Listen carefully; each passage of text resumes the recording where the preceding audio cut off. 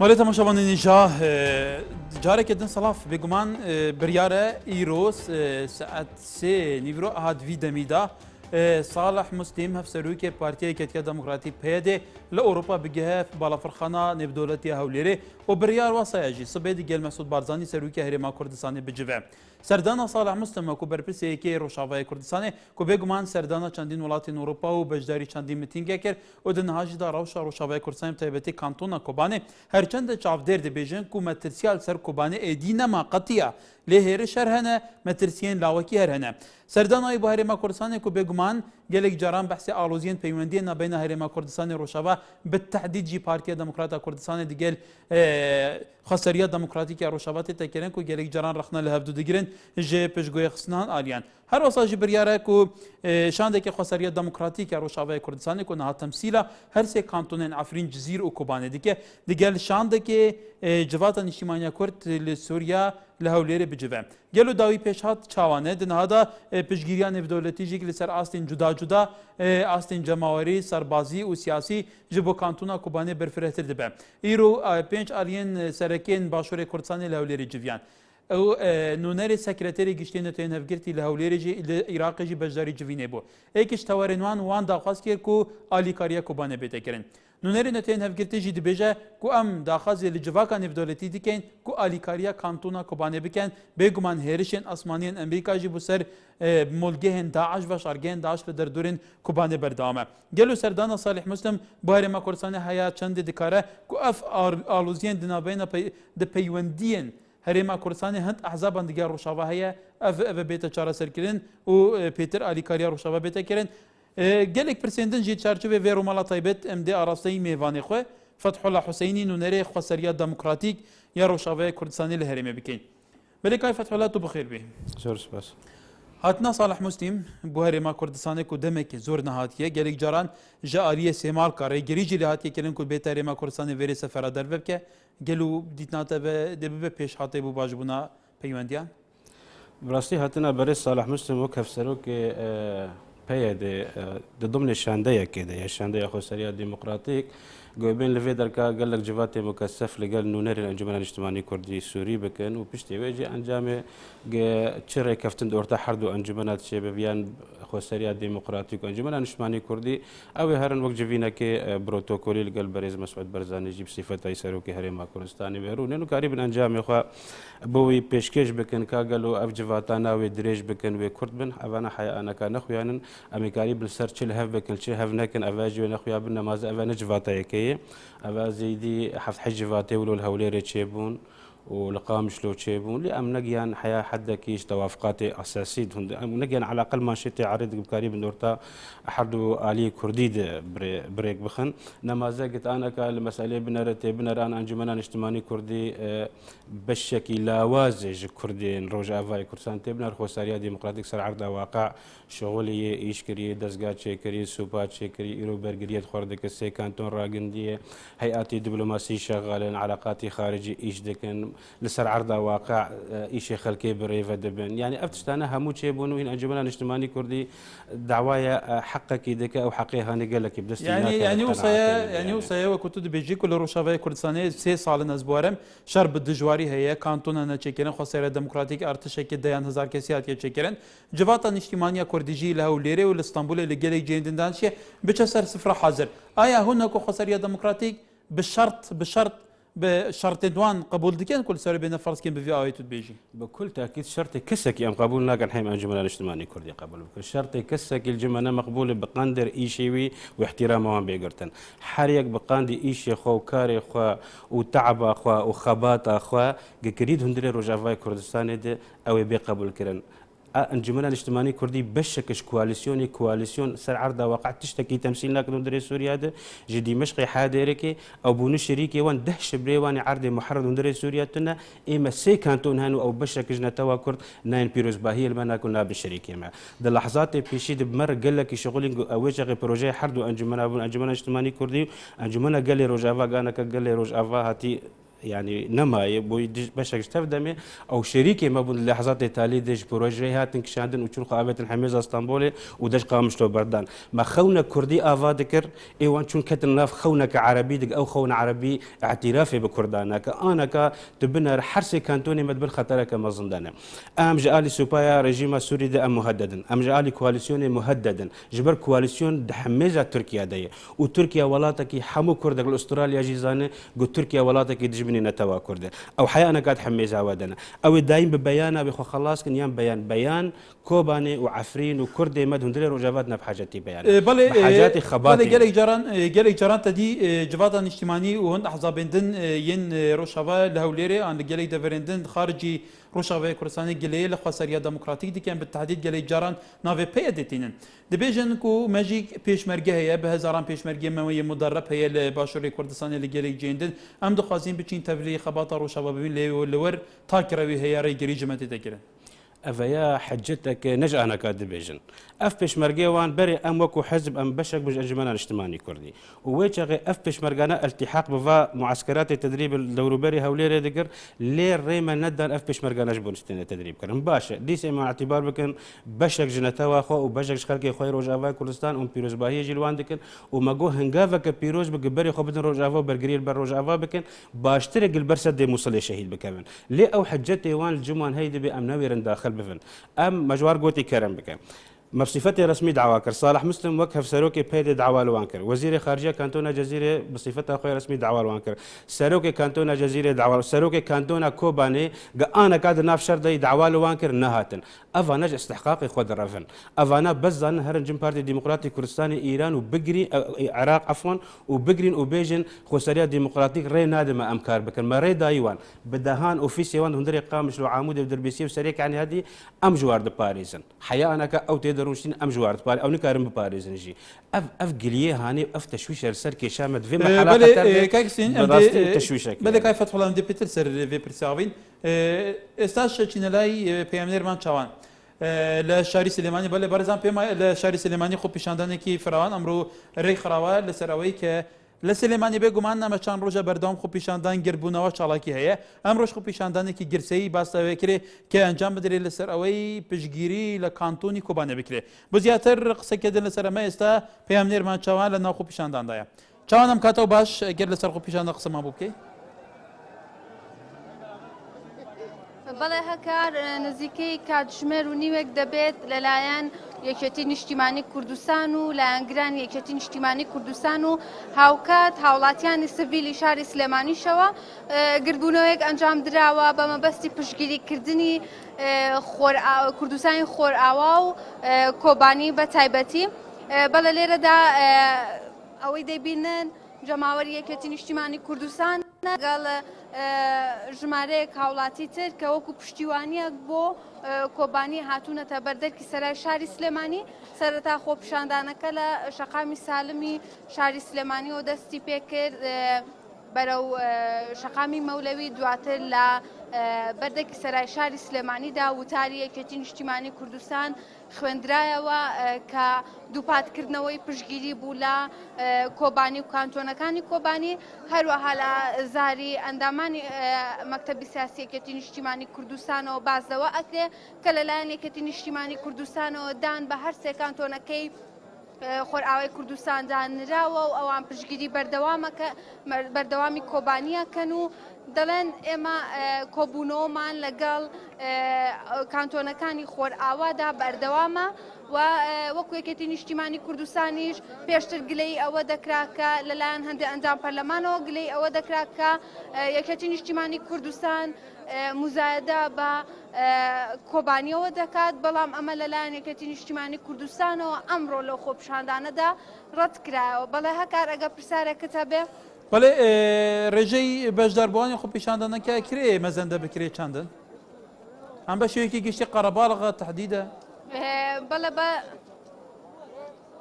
بەڵێ هەکە بەوەیەکی گشتی خۆپیشاندانەکە بە هەزاران کەس دەبێت لە شەقامی مەولەوی گرتووەتەوە و هاوکات بەردەکی سەرای شاری سلێمانی گرتووەتەوە و هەندێک لە خۆپیشاندەرانیش چوونەتە شەقامی کاوە هاوکات ژمارەیەکی تر لە خۆپیشاندەران لە شەقامی پیرەمێردی شاری سلێمانین ئەمە ژوای کردووە کە قەرەباڵغیە بە خۆپشاندانەکەەوە دروست ببێ هاوکات ئەو ژمارەیە هاوڵاتیش کە خۆیان هەندێکیان دوکاندارن هەندێکیان هاوڵاتی سڤیلن و هاتوونەتە ناو بازارەکانی شاری سلێمانیەوە ئەوانیش بەشداریان کردووە لە بوونەوەکەدا. ولی چند قدر پیام نرمان لناخو پیشاندانەکانی ئەمڕۆی سلێمانی سپاس بۆ زانیاریەکان.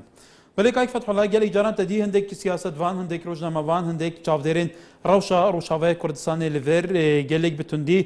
رەخنە ژێ خۆسەریە دموکراتیک ئەن ژێ شێوەی ئیدارەکردنا ڕۆژاوای کوردستانی دیگرن ئەو دەبێژن کو ئەف ئیدارەکردن تەهمیشکردنا هەند ئالیە دنیای سەرەکیە بنمونە هەند ئەحزابان تایبەتیژی ئەوێت ناوا جواتا نیشتیمانیا کورد. يعني تزانا وقتی ام شريكي هفدو بن وتبقي ساعات تالي وتجي بروجي خو بكشي اف بروبلم دبع عيدتا تي استحقاقتي خضره يعني انجمن اجتماعي كردي حياه رجا ايروجي خوناوي او تشن هوالاتي هي ناسنامه سوري الجميتنا قوي ناسنامه سوري ورغران اف خوناوي دو وقت كي دغ امجر سي كانتو نادرادغن بشيويه كي تازه خونا كردي ند بالا مد بوجبر شورش سوري جهمو اجندات ملتي سوري بيكاتي سوري مصرمو ام قريب من خونا كي ترسيخ بكن دوالاتا كي قش دمشق حياه حما وحمص وادلب خرادبه امجير القامش لو عمودي ودربيسي ام ولاتك نو افادك وكوباني وعفرين ام كان وضعي خلكي بريف من وقتها كي حربك طائفي ومزابيل بلدي مدهيه اوج استحقاقات خضره فين تشويشي للسرمات كن يعني شونك تشويشي للسر كسكي بكن بنافي اوبوزيون كي بنافي ملتي سوري اجدك وهنا سر كرسي اوبوزيون اعتراف بملتي كردناك ونتوا كردناك او تي تشويشي للسر شركاء خسر عردك خباتي دك يشيك خلكي خو بريف يعني اف حجتي وان براسي ما قال لك جعباد وان كريه بركه اف قليو غازين وك افكساني زعيف نكن يعني هيا غيابان روشاوای کوردستانی ساحه سیاسی میدانی روشاوای کوردستانی تو پرزگریک بو چیکه تو زختک جماهیری لسر دروست کریه ته زختك جماهيري انجمن اجتماعي كردي نكار سياسه زلامي داخل شقامي ونكار اعتصامك مظن شيك وخلكي مجي انا باعتبار انا كتر بن خطرك همو جيشتن بي قناعتي اجر نخو سريا ديمقراطيك بنقف كانتونين هاني وولاتي ما وتيكا بن خطرك ام قوميات كنت ندري سوريا يعني مذهب يعني مساله قوميه ندري سوريا مرفوض جالي رجيم ده جالي كواليسيون جالي شريكي ما حدود ما بين فكري ولاتي تركيا يعني شو ام استحقاقات خبره في المهرن قليو غازنا بكن برا كرمكن ام هيجي واند بين فصائل مناضل خباتكار بشك جبيره خلكي الذاكره خلكي ما فبر قال لك كار كري ام ديش باجن برقه بين هي قوناغ بن ديوان هي دريخ وسريل بيشيوان فكري برقه التحاق بكن بصدان دزقا بحاجه ديوان برقه بين تيك نفس سوباد برقه كيف نافيا باكيد وناف اسايشد وناف هيزي ناف خود وسرسي نوراب برا بارزفاني خاكا خو بس هذا بيجي مجيزك هزاوي هي برا او هيزا خو كرم بك بلام اف هيزا هان اكي النظام انجمن الاجتماعي الكردي حانا كاتب 16 حزب اللي او شاز حزب حنا جوانت بامن حزب اللي او شاز حزب يعني هين سر هجمار اخوا رينا كفتنا نزان او كان حزب دور مرجعيان لكويدر ام جوار بيجي نعيبك نشر مك امتدادك وي كردستاني هب بر امتدادا وهولير حليفه ماي بارتي ديمقراطي كردستان وقتلو يكتي اجتماعي كردستان دوستي ماي وقتلو بكاكي دوستي ماي برقه كرمكن بس نرن تشويش الجيم ديمقراطي كردستان انك نبجنا هل منكار بكن هو نزان انكار بكن مجبر قلتي كرمكن اشتري المكاتب التهنه ام بارزوانيا مكاتب دت كنت دك يعني اف نكار مكتب وان ديجور نكار بارزوانيا فالويسا تشارچوبي هم ددين انكو اجندا كي درفه دخوازه افان بيتر اليكاريا فان بك بيتر روشافا باندوريوان هبل سروا تماما اف بشك مخطط تركيا وبشك مخطط كواليسيون قد حميزه تركيا دي وقت داود اغلب صفات اخوي انه سروك وينه تزسروك وزيران تركيا دبيجد في خسريات ديمقراطيك يا بيادي يا هم او حزبانات في ريكفل قال شركاء اخوان شركاء ماكينه انا كتركيا هاتي سر كردي سوري دغري وسر انجمن الاجتماعي كردي دغري اف تلفيقك دخوازمه تخ مساله تنقد انه ترك بيفانا هناك ام بيفانا كارت تشتكي بكن ام ديست بيجن براي من كرم كن سر عرضا بس كواليسيون كير بس في مان كير برسكا دي جي كش بربسين جواتان الاجتماعي كرد يا سوري دبيجه كو امين جهازين اوبوزيسيون ميان راو كون هاجي جالي امريكان ولاتان و بحث برتشكرنا اوبوزيسيون ميان راو سوريا تتكرن او دبيجت امين بشكش في اوبوزيسيون ميان راو كينا كواليسيون فين هزين هف بيمان حتى امريكا وجاليكولاتين دعم دكيكو هز برتشك بك تشكيكي بيشكفتي بدات هزين اوبوزيسيون ميان راو سوريا ديتنا منظومه في هزيدا اگر تواجد جوات الاجتماعي كرد تبي وتواجد يبهجي ويبهجي نبي شا امان شابن اولا هذا من يارو جم كواليسيون التنين اعتماد السر سوباي سوري ازاد كر سوباي سوريا ازاد نو صدي دركتن تيرورست دحب بالصدي ايجا انا كشرفان وبراسي دعوات ديمقراطيه سوريا دكن شام بشاني هذا يبكي يبجي انا كد هندري كوبانيت شردكن ودورو بري رقه بنافي فولقانا فرات شردكن اف برقه كبيره قبفن دواي برياره كونغرس هي تسليحه يبكي يبجي بفو دعم بسر عرض واقع و بفجي بلام تركيا قبول ناكر سر عرض بتدريب كرن افنا بروبلم اما دائما تعويل السل تركيا ناكن تركيا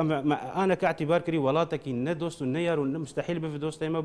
علما النخشيه ما قال لك نيزيكي هذا ليه اف اجندات خوك التمريق بكن كواليسيون وتركيا دوري انجمان اجتماعي كردي دي وقطعا ملتي ما قبولناك قبشه كيمي كرج نتواما بر مؤامرات اثر ما بكن ام دي بيجن انجمان اجتماعي كردي در اكيد باريس وخلقي خو باريس اكيد بتواقع ابدا وينكرب واقع سر ارضها واقع تشتكي انا كانت النخشيه السوريه بنر ايه النخشيه السوريه حكم دكن سيهزن هذا سوباي اسدك هذا ديكتاتور وهذا داعش تيرورست وهذا يباكيك هذا برجري نهرش كاره افيق امريكا وهم قوتنا بدولتي بتايبت ناتو تي بكن بقوام معتدل اجب بارازفانيه لخاكا سوريا دك كوباني بشك نخشيه السوريه عفريني بشك نخشيه السوريه هم تجو دابون دعوانا كريه دفيتيت بكن قوام معتدل افن وافشن هيزن سوباي ازاد وجبهه الاكراد انا كشام تيجيشن في دولتي تيجيشن وبيترجي تبين وانا كافدر باي بيت السيق قال دورو بري كوبا ندن افيا وك اشاراكي وك سينجالك بلك فتح الله كم شيء برخب كيني افا مثلا برخدانا لكانتونا كوباني بتايبتي يبجي هزين جنان هيكنين هزين جنان حتى ميديا ودي بتشابا منيا جانيدا حتى الافغانستاني ولاتك افغانستاني ولاتك كو ولاتك چندين سالان بندستي باج وماي حتى داويه جنين افغانستان تنسر شرعي و بجيريا كوباني دي كم تايبتيين ين جنين يبجي قالوا افيك شايه سرنجا جواك نيف دولتي حتى ما فحلت بريار بدسين سياسه نيف دولتي راب كشي فعلا وصاها زركين ك بيا دي فاكتو هذا يبجي ويا يبجي بلد وقتها كده تبنر هذا داعش وكو هذا كتيرورست رنجي وان ودرفي وان وشكلي وان وبقناعات وباجندات وهم سينوري خلقي دبزين ولا تخرادكن وبكس قوتنا في دولتين نيزيكا ما تقريبا دريا هذا يا بجد براستي رنجي هري خوشك اي ملتي كرد ابدا خويا كرن رنجي هري خوشك اي كيشيا ومساله كردي دندري سوريا ده تشتي هري خوشقت قريب افكت خورتانات دي خندق ده شربك ديجي هيزك غريب ديجي جسمك غريب لسرها مو سوريا لسرها مو منطقي قالوا اف هيزا هني نبحاجتي مكافاه كي قوتي نار دولتي وافهموا الدنيا انا كوباني بوي سر زماني همو خلقي بوي وقلعاكي وكلاكي هنا خلق انا كابيسون دخل قال بيستو حيش روج بن تشتريا كمظن بيستو نهروج بن ترسا كمظن بسلاحي كيم خوارنا كيم ترسا كمظن بدعمك الدولي كوباني بتنما حتى هذا السياسي كردي كوباني تنيش اللي كوباني كاريب برجرية حرب دك ما كاريبو تشتي هري خوشك ام كريم بدن خويا كرنت فيش ورشا قال لك قبيح خبي شاندان انجلسي لاوروبا تنكرين لالمانيا بريشان روجان دول بريطانيا حتى بربرس وجيجيري سروكي برلمان المانيا زبارم بحسين ديك اف هذا لديجي تيروري برخدان ديك شردك بحث بكي ديك بحث يبكي ديك بحث فان هزان ديك قالوا اف خبي شاندان انجلسي جاليا كردي لدرفه واف بيش حتى شايه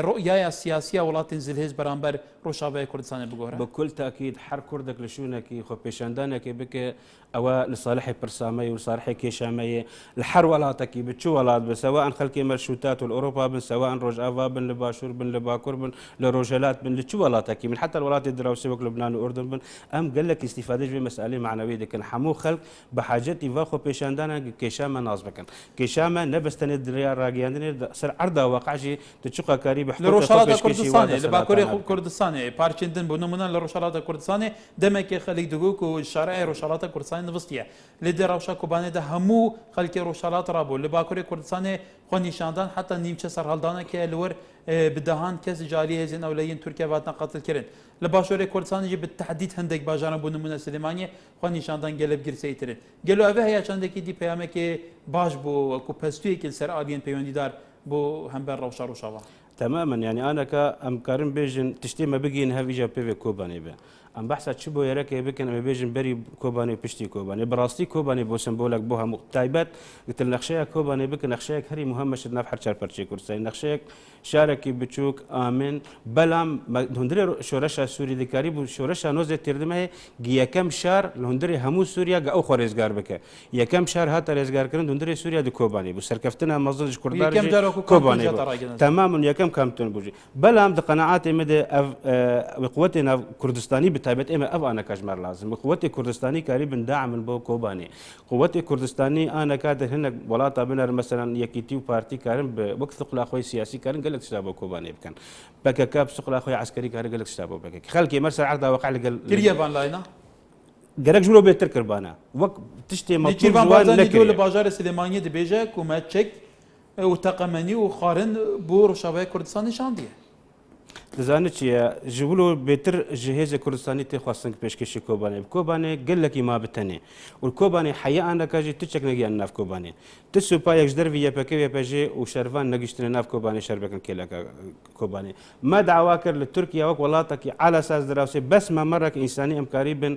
او تشن كسي سيفيل مان دهندري كوبا ام قريبا درخي ماني قريب يعني ام كارم بيج ام كوباني ماتني واصراره هزن يباكي وكو بريار انه يان او ويان كوباني اف برياره هاني هشت قناعاتي مدك هشت خكل كيلا كما بسكن هشت قال لك توازناتي انا كاس كردستاني جيبتن غورتن بشتي سركفتنا كوباني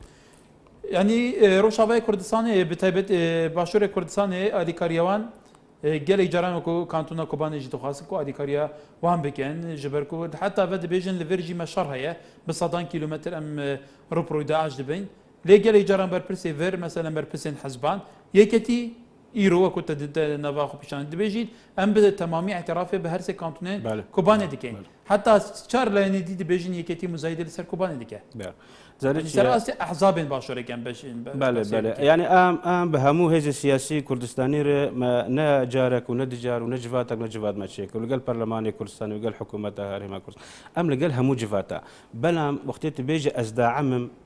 أثبتر بقوتن تاني أنا كاستحقاقاتي واقعنا ما بقوتن تاني سر أرض واقع داري براتيكي تشكاري بك براستي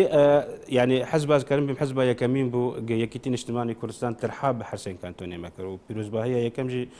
يكيتين اجتماعي كردستان بلا ما دعوات كرج همو حيزن كردستاني بيتر بواقعيات بدعمك بيتر باعترافك بيتر قريب علاقات اخوي دبلوماسي اينا في دولتي بكار بين جبو خدمتها ما ام تجربات نهن قال لك وقت جمار لازم بقى قريب خواتي خنفان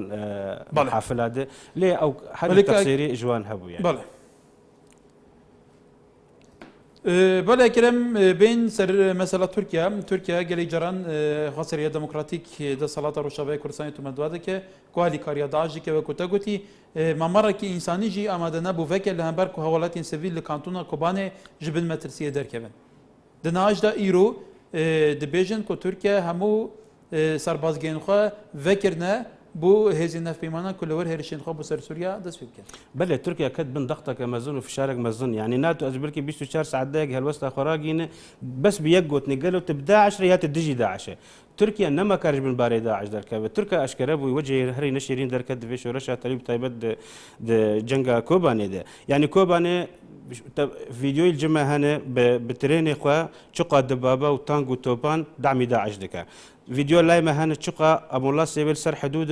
وكشتيه داعش دبنا خستخانه وبريداري وانج دخل خستخانه بوان درمان بكن دعم لوجستي وتدريب عسكري ومعسكراتي واحداثياتي معسكراتي وانج الجمعة هي ناف تركيا بالكويدا كويدا هنا داعش تدريب لكن يعني تركيا انا كبو دعمي اي كما بو داعش تركيا دخواز وجهي خاص بك في قاعده انجر ليج انا كخواز بك تم اباندورنا السراكيه جبر ايرو تبنر مسؤولك ناتو يعني هيزلي كونياوي نيفيس عندي انه اگر كوباني بكفي ام برا تركيا دنجي حلفا ناتو تركيا كتيب قال لك مرجن جراند وجهي ودر كدا عم بو داعش يعني انا كايما مراقيان روجا داعش شر كوباني بقوم شر الدولات كان دوله خلافتها اسلامي بنافي داعش ودولتها تركيا ام شر الدولات كان برا قوتنا في دولتي اقادر نه قوتنا في دولتي قشتن وي راديه وقشتن وي باوريه براستي جهازن يبكي برامبري دول والله بس كيف فتولا كم عليك دي برسيب كاين بديت ناتا ابا تركيا في معسكر 3 فكري بو هزين في معنا كواليسيوني دیتناتە ئەڤش سەرهەندنینە و تورکیا ئەجندایە خۆ ئەوەوێت بێ سیاسەتە خۆ فەرسکی بیسەران و فعلا بۆ تورکیاژی بەرامبەرە ببێتەکرێن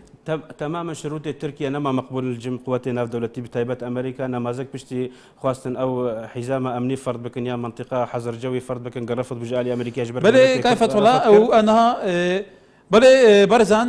استاشا چنلای هولير بگومان کنگره روزمانوسی پنج لایه سرکی هرمی کوردستان که امرو لهوری لدی بیانی و تأثیر کوبنا دابون بابزانی انجامی کوبنا کان لزاری خویانه و چی بوا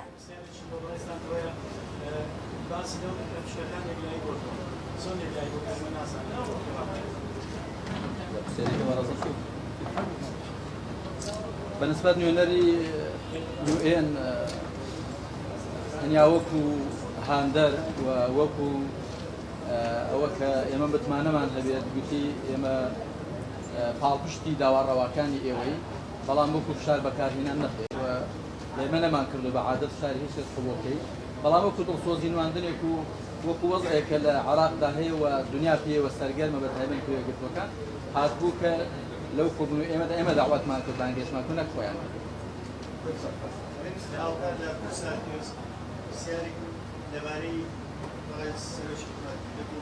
يعني أماشة دوك يعني في كوباني من دوا يعني كان مصر بس ليس حسب هاتني بشي بنزل تخمني كان يعني سياري دونيش اللي هو برئيس مدام الخيارة هذا كل من دباس لا بوست باريس قال سليمان كده بدەمەوێ لەوە دەست پێ بکەم تەبی پێشەکی زۆر سوپاسی ئەمینداری گشتی لە ئێمە کرد و کۆبوونەوەیەکی زۆر سەرکەوتوانەمان هەبوو بە حەقیقەت هەموو لایەک زۆر بەو پەڕی هەست بە مەسئولیەتکردن ڕەفتاریان کرد بۆ ئەوەی کورد بە یەکگرتوویی بە یەکدەنگی بەشداری بکات لە حکوومەتی سەرۆک وەزیران عیبادی من زۆر سوپاسی مووقفی برایانی کۆمەڵی ئیسلامی دەکەم کە حەقیقەت ئەوان بەو پەڕی مرونەتەوە بۆ یەک ڕیزی و یەک هەڵوێستی کورد مووقفیان نوان بۆ ئەوەی ئێمە پێکەوە بەشدار بین هەمومان پێکەوە لە حکوومەتی عیبادی بەشدار بین ئەوەی کە مهمە ئێمە بڵین ئەوەیە ئێمە هەمومان کۆکین لەسەر ئەوەی کە پشتگیری سەرۆک وەزیران عیبادی دەکەین بۆ ئەوەی بتوانێت لە کارەکانی خۆی سەرکەوێ و هەروەها هەموو هەوڵێکیش دەدەین بۆ ئەوەی لەسەر مێزی گفتوگۆ ئەو پرسانەی کە پەیوەستن بە هەرێمی کوردستان و بەغدا چارەسەر بکرێت بەنسبەت کۆبانی حەجمی ئەوانە پێویست ناکە بڵێم چمان کردووە بەڵام بە تەئکید ئەوەی کە من باسم کردووە ئێمە یارمەتی سەربازیمان داوە وەکو هەرێمی کوردستان و بەردەوامیش دەبین و ئێستا لە هەوڵی ئەوە داین کە بەڕاستی بزانین ئەوەی ترکە ممکن بێ لەسەر خەتین لەگەڵ تورکیا لەگەڵ ئەمریکا لەگەڵ هەموو لایەنەکان بزانین دیراسەتی ئەوە دەکەین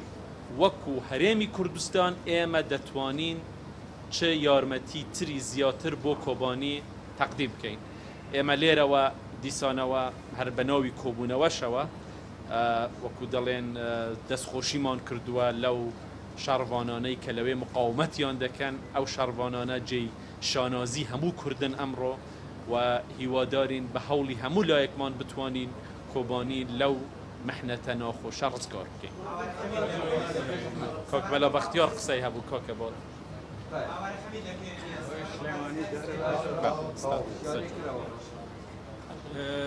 ئەمە زۆر سپاس ڕاستی کۆبنەوەیەکی سەرکەوتوو بوو دوا بڕیاری پێویست سەبارەت بە چۆنەتی بەشداریکردن لە حکوومەتی ئێستای دەوڵەتمەداری عەبادی درا سەبارەت بە کۆبانی هەڵوێستەیەکی باشمان کرد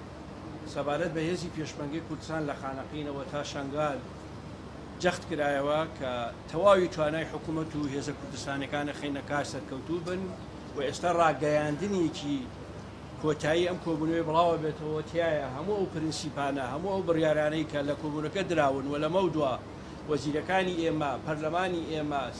حزبەکانی ئێمە کە ئەچنە ژێرباری مەسئولێتێکی تازە لە عێراق بۆ ئەوەی کە بتوانن ئەرکەکانیان بە پێ ئەو متمانەی خەڵکی کوردستان پێدان ڕابپەڕێنن و کێشە هەڵپەسێراوەکانی نێوان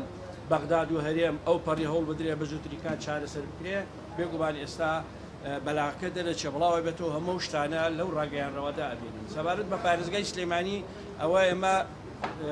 کۆبوونەوەی حیزبە سیاسیەکان بووین زۆرتر قسەمان لە کێشەکانی ئێستای عێراق و هەرێم کرد سبەینێ ئەنجومەنی پارێزگای سلێمانی دانیشن بەڵام ئێمە خۆمان بیرۆڕامان وا بوو کە ئەو کێشەیە وەقتی بدەینێ بۆ ئەوی بتوانین ئەمانەی عێراق تەواو بکەین باقی ئەرکەکان بکەین و بە شوێنەیی لە زمینێکی ڕەخساوترە مەسەلەی پارێزگای سلێمانی بە سیاسەتێکی تەوافقی هەموو لامان ئینشەڵا کۆتایی پێبینین.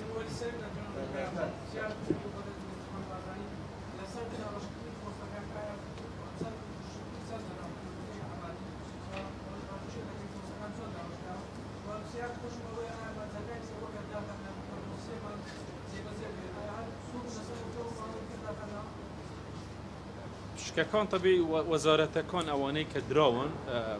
لەوێ چۆن هاتووە ینی بە ئێمەیان گوتووە ئێمە هەوڵ دەدەین هەندێک گۆڕانکاریش بکرێت لە وەزارەتەکان مهم ئەوەیە ئێمە بە 4 وەزارەت بە 5 وەزارەت یعنی هەمومان پێکەوە وەزیرمان دەبێت لە بەغدا و بەشداری دەکەین ئەوەی تر بە نسبەت 3 مانگ ئێمە تەبی تا ئێستا فقط وەزیرەکانمان نەچوونەتە بەغدا بە تاکید ئێمە سوورین لەسەر ئەوەی کە 3 مانگ هەوڵ بدەین ئەم کێشانەی کە هەیە لە بینی هەرێمی کوردستان و بەغدا چارەسەر بکرێەوە هیوامان وایە کە لەو ماوەیەدا ئێمە بتوانین بگەینە چارەسەرێکی گونجاو بۆ ئەو کێشانەی کە هەیە لە بینی هەرێمی کوردستان و بەغدا.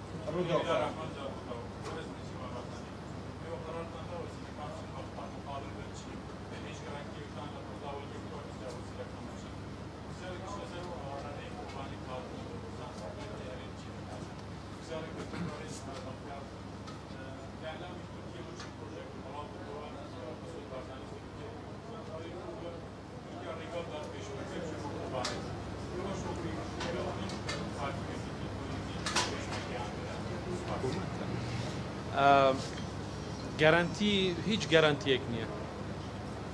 گەرانتی ئەم یەک ڕیزیەیە ئەوەی کە ئێستا ئێمە لێرە هەمانە بە یەک ڕیزی و بە یەک هەڵوێستی بەشدار دەکەین لە بەغدا ئەمە من پێم وایە ئەمە گەورەترین گەرانتیە بۆ هێزە سیاسیەکانی کوردستانی عێراق و بۆ گەلەکەمان کە ئێمە یەک هەڵوێستین پێکەوە بڕیار دەدەین پێکەوەش بەشدار دەبین لە حکوومەتی سەرۆک وەزیران عیبادی بەنسبەت ئاوارەکانی کۆبانی لە ئاوارەکانی کۆبانی ئەوانەی کە ڕوویان کردوتە هەرێمی کوردستان هەر لە ڕۆژی یەکەمەوە لە سەر ئەمری سەرۆکی هەرێم دەرگا کرایەوە بۆیان و ئێستا ئەوانە هاتوونەتە هەتا ئێستا حدودی 4000 کەسێک گەیشتونەتە هەرێمی کوردستان و ئێمە پێشبینی ئەوە دەکەین ئەم ژمارەیە زیاتریش بێ بە تاکید وەکو حکوومەتی هەرێمی کوردستان ئەوەی لە توانای ئێمەدا بێ بۆ ئەو ئەوانەی کە لە کۆبانیەوە دێن ئێمە دەریغینەوەکەین.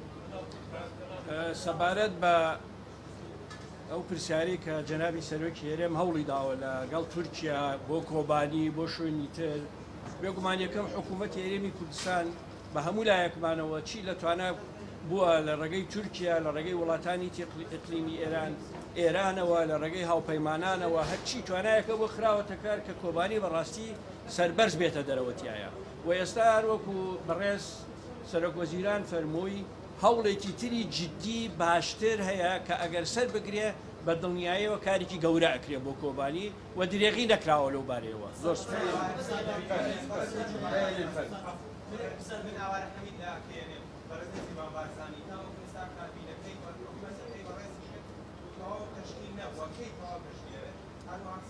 چی ماوە؟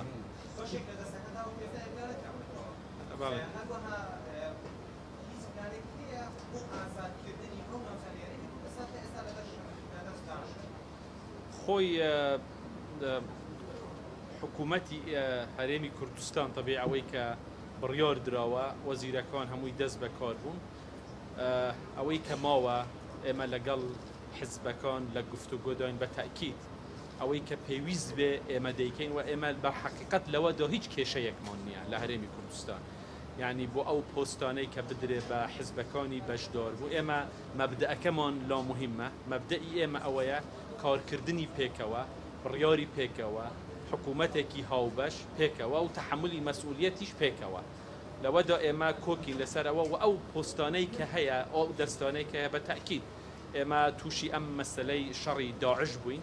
و لە مەودووە ئێمە دەست دەکەین بەوەی کە ئەو پۆستانەی کە هەیە لەسەر حیزبەکان تەوزیع بکەین. تەواو؟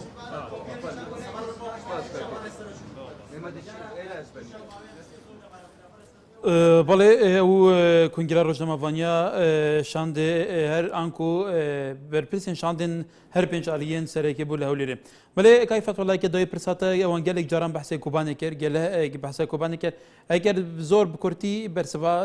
سەرنجاتە بوو ئەو ئافتێتوان براسي ما بترحاب بتشخ هنجافي دكن